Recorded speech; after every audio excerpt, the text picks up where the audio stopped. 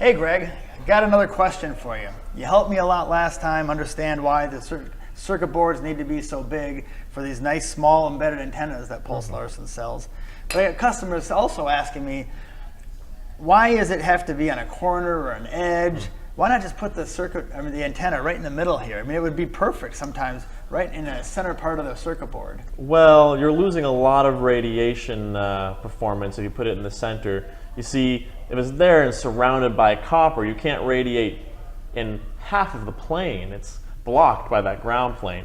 Put it on the edge, you can get radiation in all directions in comparison. As far as that corner versus the center middle of that edge. Oh yeah, like this one I can see. Yeah. Very small antenna right in the center of the big long edge. The different antennas are designed differently, and so you'll have to check each antenna itself to find out if it's designed for corner use or for center use. Very important to your actual application.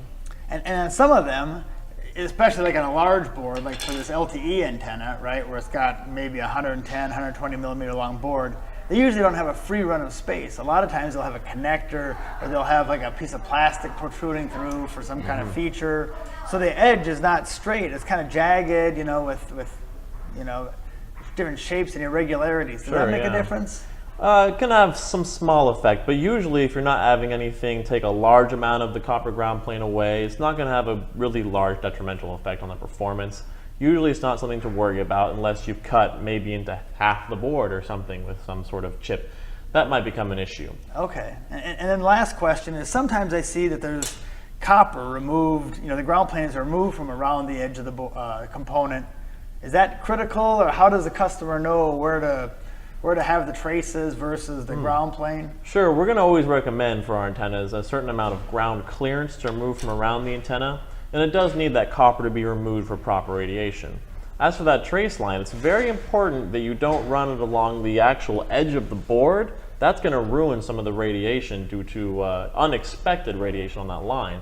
Make sure you keep the trace towards the center or just anywhere away from that edge. Okay, and then I also see a couple of resistors and caps there. Well, what are those about? Sure, these antennas often require a little bit of tuning, especially when you don't design it on the same board size as we use for our evaluation kits. We know you want as small a board as possible.